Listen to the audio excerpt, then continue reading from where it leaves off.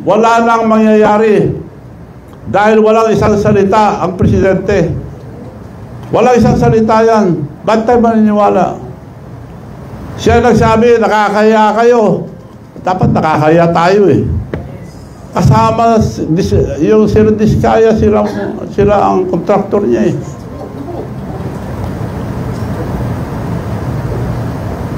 So ang pakiusap ko po ang mga student leaders, mga kabataan, to lead this peaceful revolution for corruption. Dahil ano ninyo ang wala na tayong pag-asa sa buhay. This is your future. This is your future. Yung mga kabataan, hindi po sa amin. Tumutulong lang po kami pagpaliwanag dahil mukhang naliligaw tayo eh. Investigasyon sa Senado, walang nangyayari. Paikot-ikot lang tayo. Hindi lang po flood control. Sa susunod, mas marami po ako ilalabas. Flood control, unahin natin sa Region 1, Ilocos Norte. Dahil si Presidente nagsabi, may katiwalaan ang flood control. Ang flood control sa Ilocos Norte,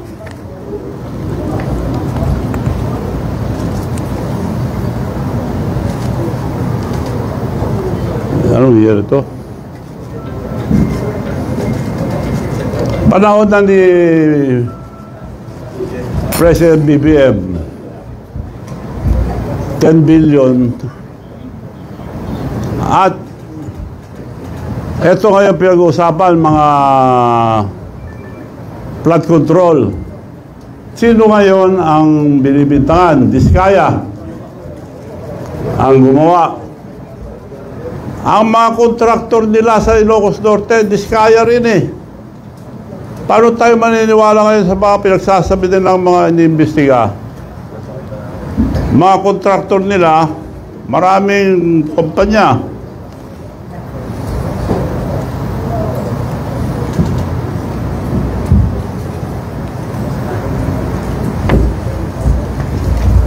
Sa Ilocos Norte lang, St. Matthew General Contractor and Development Corporation,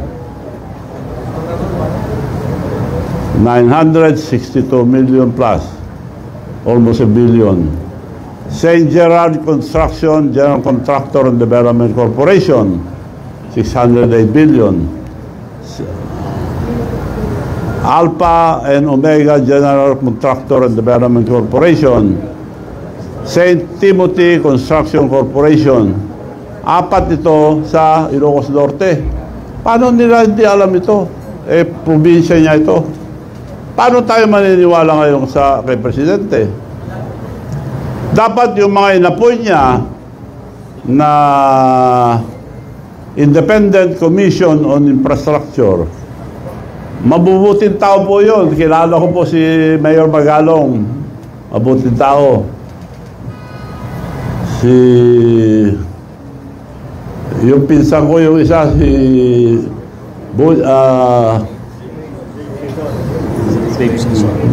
Dave Singson, matino po yun. Kaya nakikiusap, at saka yung mga iba siguro matino rin lahat. Para lang i-guide sila. Unahin niyo po ang Ilocos Norte muna. Huwag na tayo lumayo. Dahil yung map, as far as flood control is concerned, at buong Pilipinas, sino naka-corner? Yung mga Diskaya. Eh sila ang kontraktor nila eh. Ba't pa imbestigan nyo na muna yun? Andun na natakalukuhan. So kung antayin natin ang Senado, ano pa yan eh, tatagal pa. Diretso na lang to. At ang suggestion ko lang, huwag na natin pahirapan ang taong bayan. Yung rally, baka may manggulo pa. Ang pakiusap ko lang, it will be a peaceful revolution about corruption. ang mga kabataan at mga estudyante ang maglilid ang revolusyon na ito. This is not for ourselves, this is for the future of our children.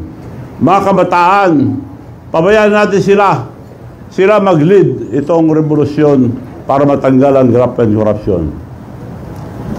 Ang suggestion ko lang, ewan ko kung papayag sila, huwag na tayo magpunta sa kalye, baka guluhin pa nila. High school and colleges, pero yung mga nasa kindergarten, yung mga elementary, tuloy ang pag-aaral. Hinto muna sila hanggat di bumababa lahat ng mga korap sa gobyerno.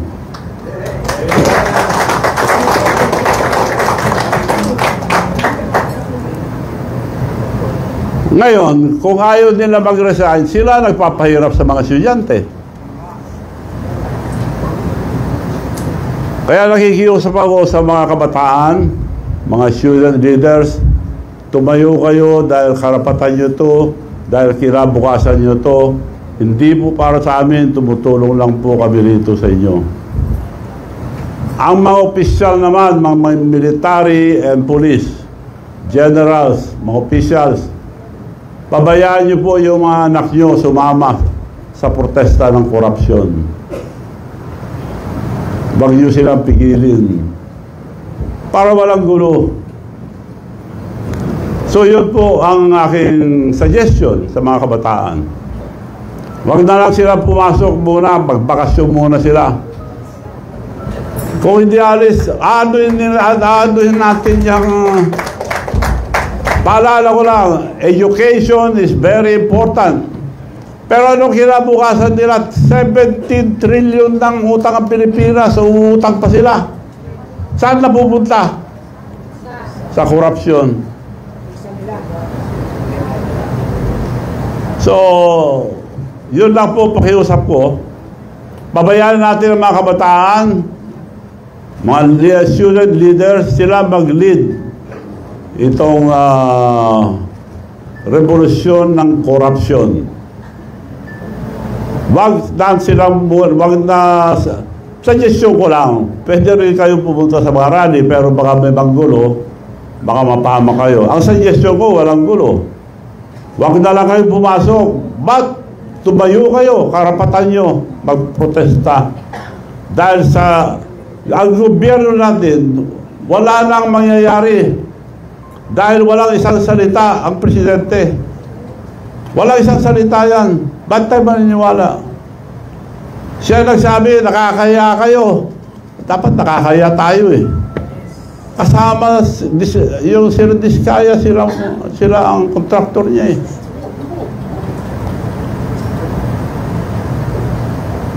So ang pakiusap ko po ang mga student leaders, mga kabataan, to lead this peaceful revolution for corruption. Dahil ano nyo ang wala na tayong pag-asa sa buhay.